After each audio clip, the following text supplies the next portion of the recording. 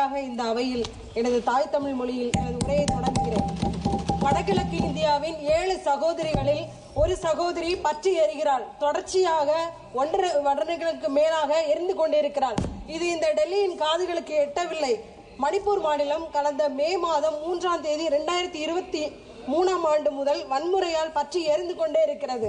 மெய்த்தி மற்றும் குக்கி இன மக்களிடையே ஏற்பட்ட வன்முறை மாநிலம் முழுவதும் பரவி கலவரமாக வெடித்ததில் 250 பேர் எரித்துக் கொல்லப்பட்டுள்ளனர். சுமார் 60,000 பேர் சொந்த மாநிலத்திலேயே சொந்த நாட்டிலேயே அகதிகளாக தஞ்சம் புகுந்துள்ளனர். பள்ளிகள் சேதப்படுத்தப்பட்டுள்ளன, தேவாலயங்கள் தரமட்டமாக்கப்பட்டுள்ளன, அவர்களின் உடைமைகள் சேதப்படுத்தப்பட்டுள்ளன. 15,000 மாணவர்களுக்கு மேல் தங்கள் கல்வியை இழந்துள்ளனர். இத்தகைய விவாதம், முக்கியமான ஒரு விவாதம் நடக்கும் போது மாண்புமிகு பாரத பிரதமர் அவர்கள் இந்த அவையில் இருக்க வேண்டியது அவசியம் இல்லையா?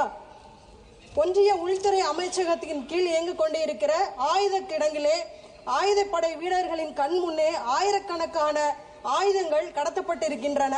இதையெல்லாம் வேடிக்கை பார்த்து கொண்டிருந்த மாண்புமிகு பாரத பிரதமர் அவர்கள் தான் செல்லும் இடங்களிலெல்லாம் தன்னை ஒரு சவுக்கிதார் என்று பிரகடனப்படுத்திக் கொண்டிருப்பது வேடிக்கையாக இல்லையா?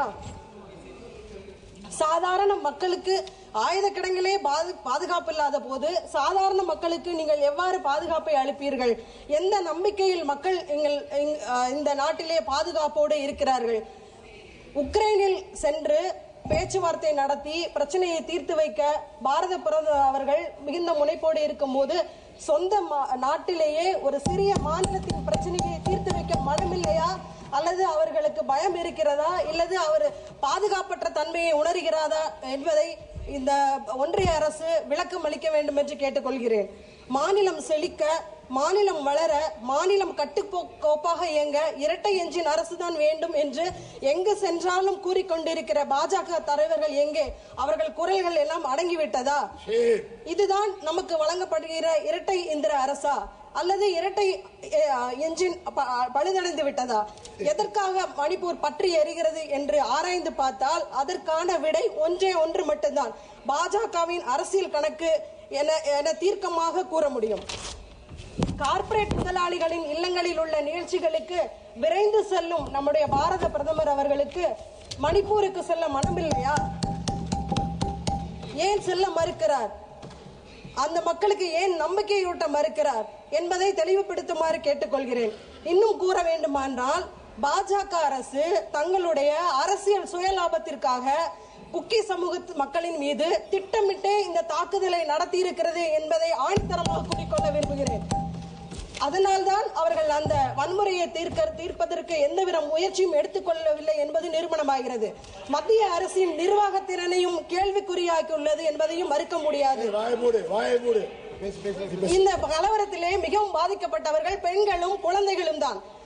மாண்புமிகு பேரவைத் தலைவர் அவர்களே, உலக அளவில் இன்று பட்டங்கள் ஆள்வதும் சட்டங்கள் செய்வதும் பாரினில் பெண்கள் நடத்த வந்தோம் என்ற நிலைக்கு பெண்கள் மாறி எல்லா துறைகளிலும் சிறந்து விளங்கிக் கொண்டிருக்கிற இந்த காலத்தில் மணிப்பூர் வன்முறையில் குக்கி இன சகோதரிகள் நிர்வாணமாக்கப்பட்டு ஊர்வலமாக அழைத்து செல்லப்பட்டு கூட்டு பாலியல் வன்கொடுமைக்கு உள்ளாக்கப்பட்ட காணொலி உலக அளவில் அதிர்ச்சியை ஏற்படுத்தியதே.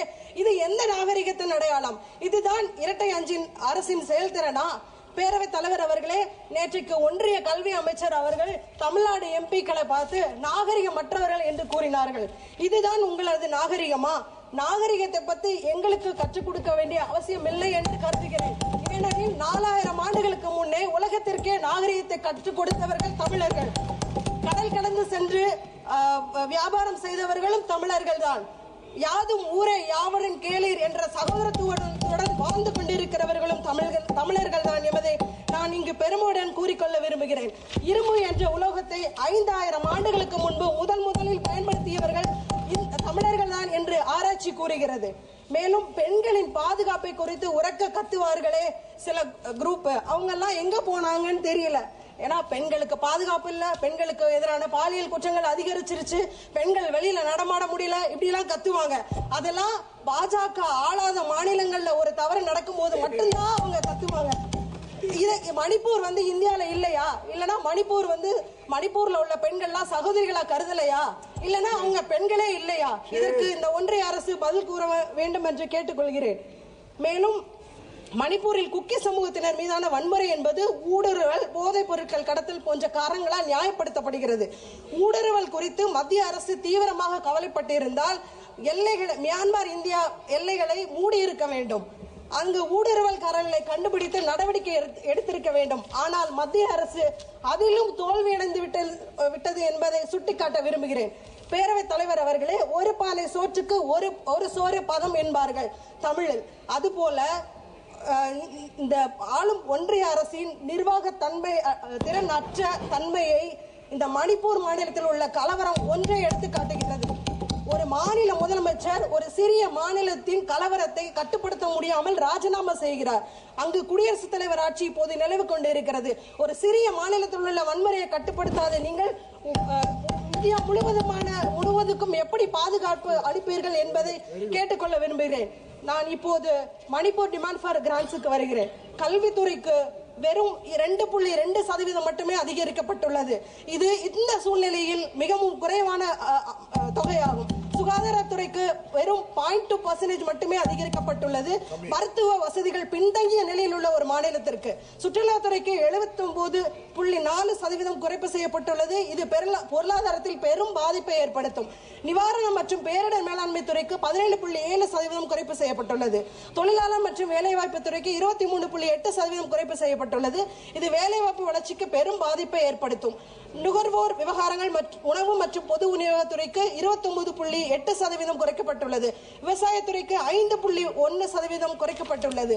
இது விவசாயிகளின் நிலைமையை மேலும் மோசமாக ஆக்கிவிடும். பாஜக அரசு கல்வி, சுகாதாரம் மற்றும் விவசாயம் போன்ற துறைகளுக்கு மிக குறைந்த நிதியை மட்டுமே ஒதுக்கியுள்ளது. இது மணிப்பூர் மக்களின் மீது அரசின் அலட்சியத்தை தெளிவாக காட்டுகிறது. சரி, இப்போது ஒன்றிய அரசின் திட்டங்களை பற்றி பார்ப்போம். சமக்ரா சிக்ஷா திட்டத்திற்கு 1.5% குறைத்திருக்கிறார்கள். ஓபிசி மாணவர்களுக்கான ஊக்கத்தொகை 22.9% குறைக்கப்பட்டுள்ளது. தேசிய உணவு பாதுகாப்பு திட்டத்திற்கு 23.7% குறைக்கப்பட்டுள்ளது. ஜல்ஜீவன் மிஷன் திட்டத்திற்கு 48.3% குறைக்கப்பட்டுள்ளது. நிர்பயா நிதியின் கீழ் பெண்கள் மீதான குற்றங்களுக்கு நகர கண்காணிப்பு திட்டத்திற்கு 45.5% குறைக்கப்பட்டுள்ளது. பெண்கள் பாதுகாப்புக்கு அதிக நிதி தேவைப்படும் இந்த நேரத்தில் மேலும் நிர்பயா நிதி ஏற்கனவே போதுமான அளவு பயன்படுத்தப்படாத சூழ்நிலையில் நிதியை குறைத்திருப்பது முற்றிலும் மன்னிக்க முடியாதது, மிகவும் வேதனைக்குரியது. பேரவைத் தலைவர் அவர்களே, இந்தியாவிலேயே மகளிர் தினத்திற்கு ஒரு விழா எடுத்து அரசு சார்பில் கொண்டாடியது மாண்புமிகு தமிழக முதலமைச்சர் அவர்கள்தான் என்பதை பெருமையுடன் கூறிக்கொள்கிறோம். பெண்களை முன்னேற்றுவதிலும் சரி, பெண்களுக்கான பாதுகாப்பை உறுதி செய்வதிலும் சரி, எப்பொழுதுமே தமிழக அரசு இந்தியாவிற்கு முன்னோடியாக செயல்பட்டு வருகிறது. எங்கள் திராவிட மாடல் அரசு, எங்கள் திராவிட மாடல் ஆட்சி நாயகர் மாண்புமிகு முதலமைச்சர் அவர்கள் பெண்களின் வளர்ச்சிக்கு கலைஞர் மகளிர் உரிமை தொகை, புதுமை பெண் திட்டம், பெண்களின் பாதுகாப்பிற்கு தோழி விடுதிகள், மாணவர்களின் நலனுக்கு காலை உணவு திட்டம், மேலும் இலவச கட்டண பஸ் பாஸ் திட்டம் போன்ற திட்டங்களை முத்தமிழறிஞர் டாக்டர் கலைஞர் அவர்கள் வழியில் மாண்புமிகு முதலமைச்சர் அவர்கள் தொடர்ச்சியாக செய்து கொண்டிருக்கிறார்கள். ஆனால் இந்த ஒன்றிய அரசு DMAJY திட்டத்திற்கு பட்டியல் ஜாதியினர் மக்களின் சமூக பொருளாதார மேம்பாட்டிற்காக வடிவமைக்கப்பட்டுள்ளது.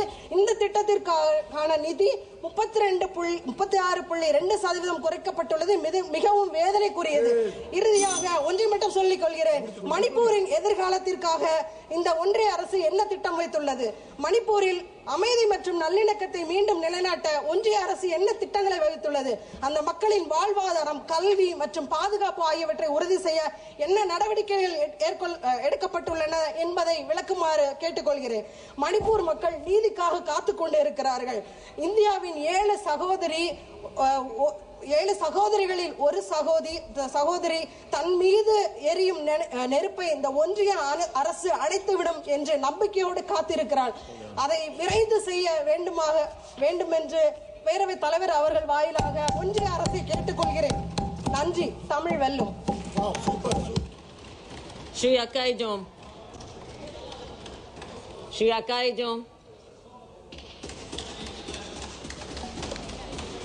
Thank you, Madam Chairperson.